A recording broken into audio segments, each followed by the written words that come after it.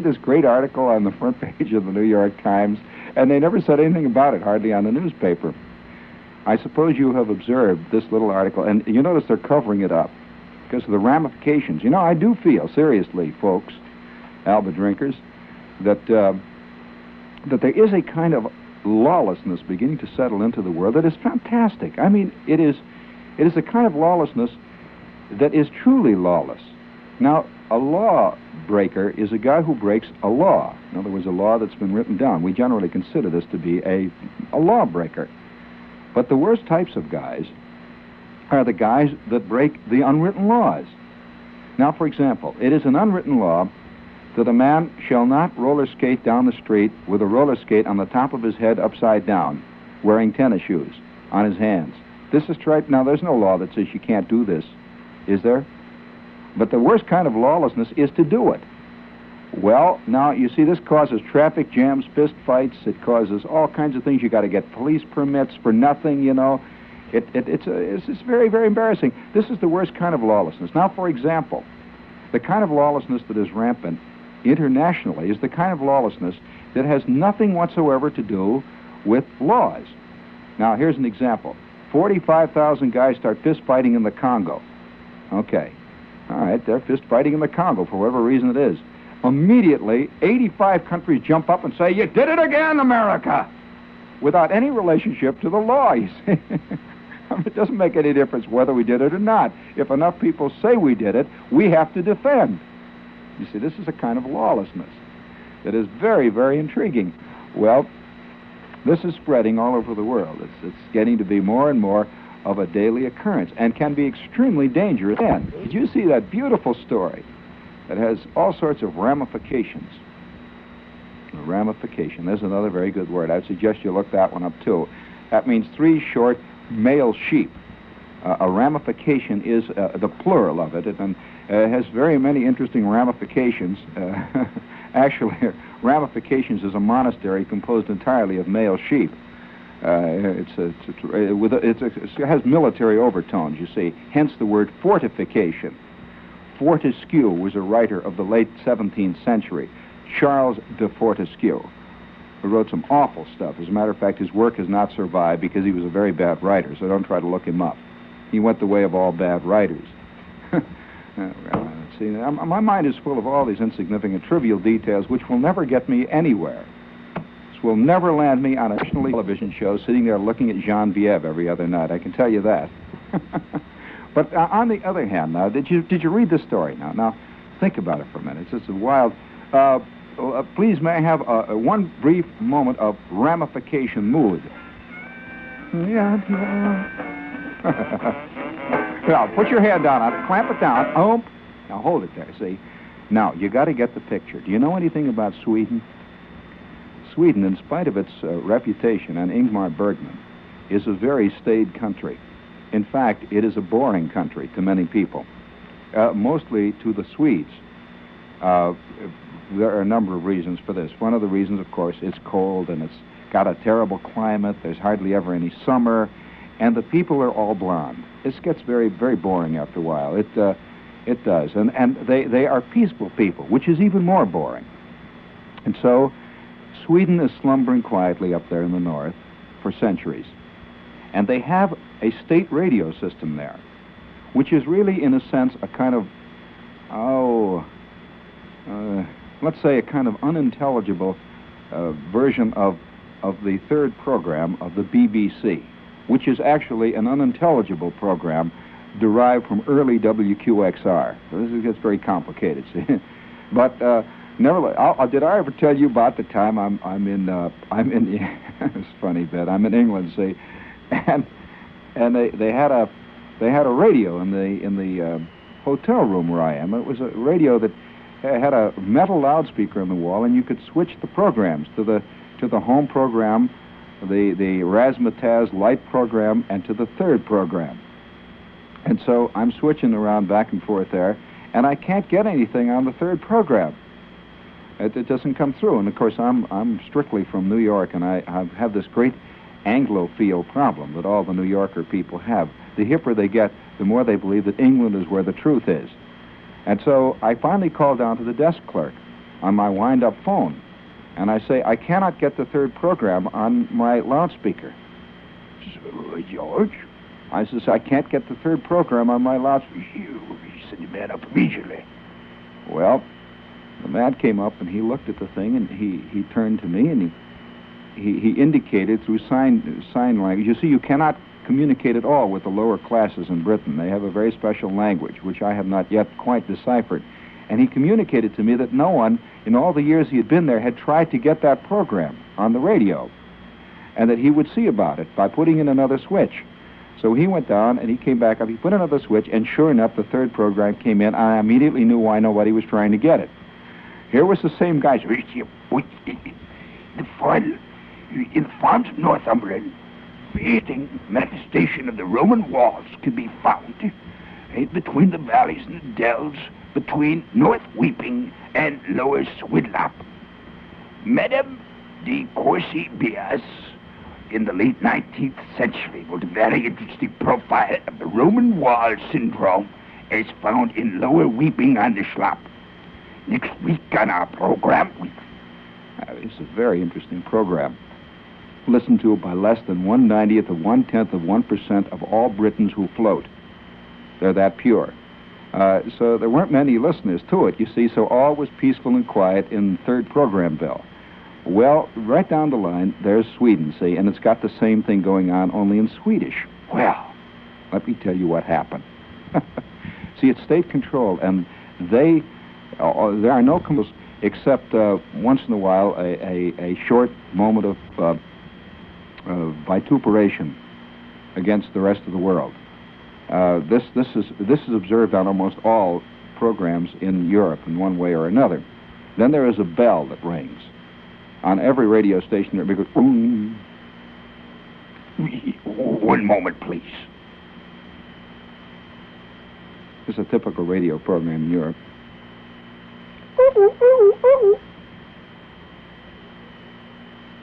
1750 Greenwich Mean Time.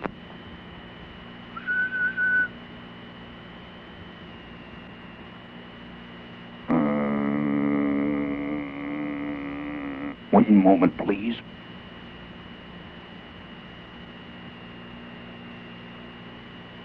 The stamp collector hour, which was scheduled at this time, will not be heard.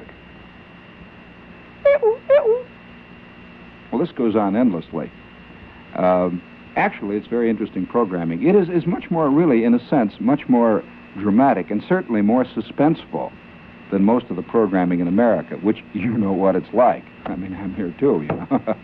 Well, anyway, the other day, right in the middle of a very peaceful afternoon in Sweden, an innocent-looking ship anchored off the coast of Sweden, just outside the international coastline barrier reef, or whatever it is they call, you know, the 3-mile line. They're out there, and they crank up a 50,000-watt transmitter right in the middle of the broadcast band, broadcasting nothing but the loudest rock and roll you ever heard in your life, and all over Sweden. Woo-hoo! Woo-hoo! Woo-hoo! Woo! Down to the pit, on the fire. Woo! What's the set that program?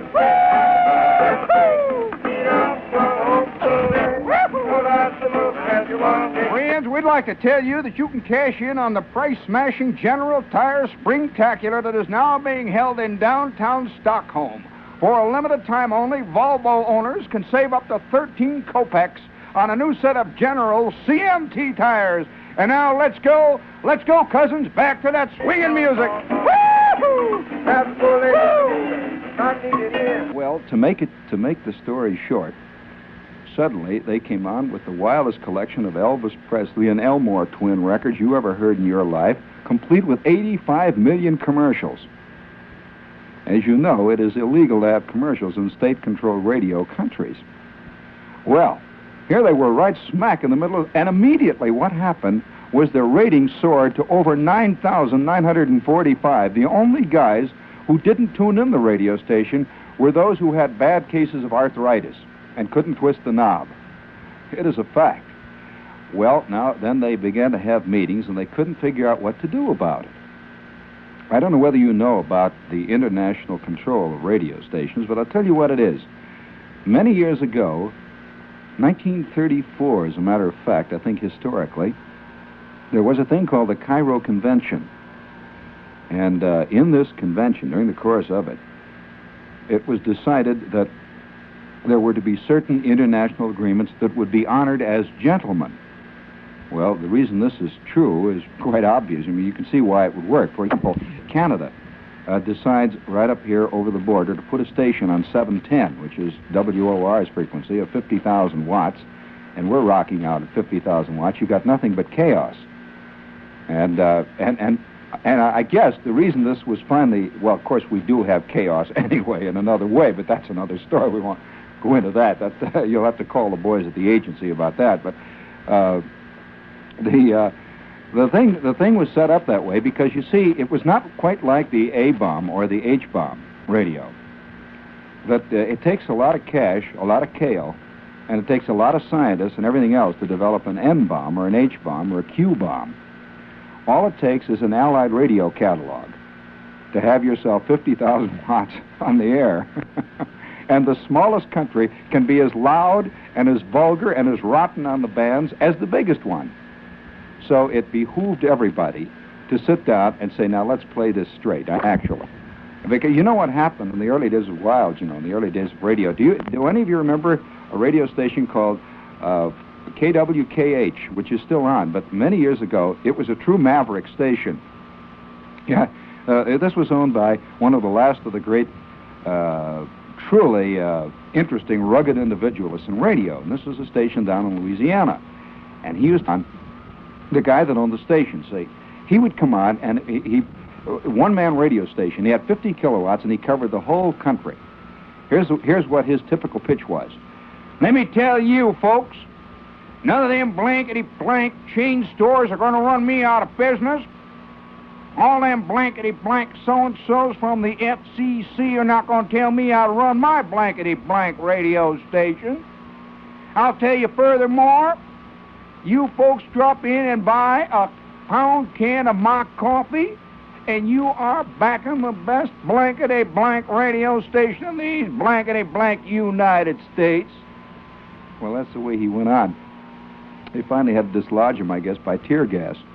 And then there was another guy. There was another guy that opened up for business in Arkansas somewhere, Little Rock, I believe it would be. And he came on the air, and every night he was saying, "Men, are you suffering from all the problems of old age? Men, are you suffering from problems which you cannot fight? The Dr. Little Liver Pill, the Dr. So-and-so, the Dr. Alfred Watanabe Institute now brings you the newest monkey gland technique." And this went on and on. It was the wildest thing you ever heard in your life. Well, they finally chased this guy right over the border. And he arrived in Mexico right across the Rio Grande. He put up a 97 million watt transmitter and continued to do that until one day a giant lightning bolt came out of the sky and wiped the whole shebang out and dried up the river. I mean, this is a true story, So, of late, there has been little of that. So right now, in Sweden, there is a ship anchored out there in the river there, out in the big ocean, and it's broadcasting rock and roll music. Now, you laugh. You say, that's Sweden. Okay. Right off Denmark, it seems that since 1958, another ship has been anchored, and this one is on FM. The Danes got FM. And they're doing the same thing. And they're cleaning up. And nobody knows what to do about it. The article says that the Danes are watching the Swedes with great interest because they have not been able to figure out what to do about it legally. Now, the way this is done, of course, if it was a Swedish ship, all they'd have to do would be to yank the registration of the ship. But here's what it is. It's a ship that is flying the Lithuanian flag under American registry with a Yugoslavian skipper, with 422 Spanish-speaking announcers who speak in a heavy Swedish dialect. And they can't put the finger on anybody. And how they're getting food to these guys is interesting. Somehow they were able to euchre out of the Swedish government. They were able to get a permit to drop food to them by airplane. You see, no ship can go out to them. They can just, no ship. So now they're dropping them airdrops, and these guys are sitting out here having a ball. Well, now don't laugh. I'm going to tell you now. You say, it is quite true. Now, what would you do if a Russian ship with a Panamanian crew and a group of Argentinian radio announcers suddenly anchored off the lower bay, just out past Ambrose Light. See? and 3 notches down the dial, these guys came on with a fantastic signal that blasted right in, you see. And since it is international law, remember, that they are breaking, they don't have to answer to any... Do you realize the kind of records they could put on that would get them a listening audience? Woo-hoo! Ho-ho! And nobody could lay a glove on them. It's a fact, you know. They could play anything they please, you know, because after all, they're breaking all international law, which is not really written, you see. It's an agreement.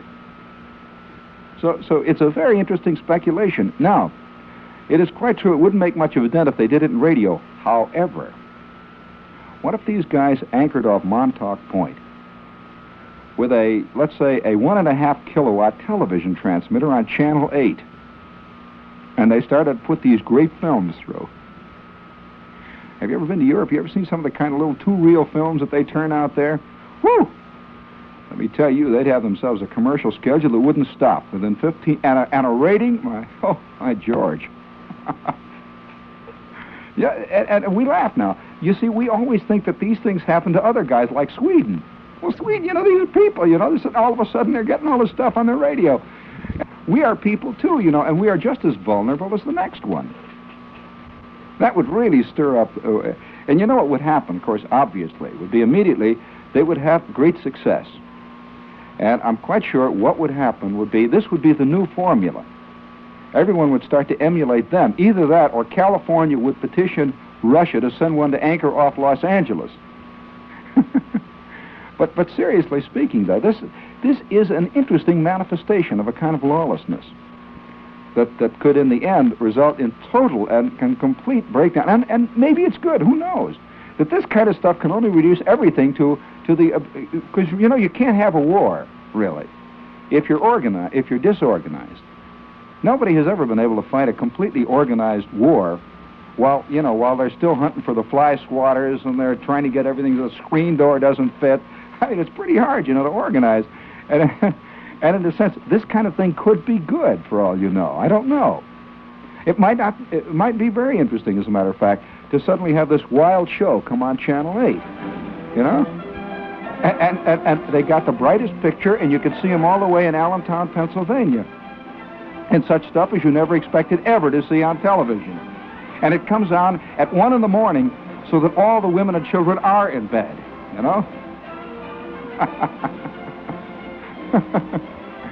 Yes. Stay tuned. Stay tuned. You can almost hear those sands dripping through that vast hourglass, old Dobbin. You're a good old sport. Just keep your knees loose. Oh, yes, and don't forget, use that Neatsfoot oil when you need it. It keeps the pocket soft and limber. Hang on to those ground balls.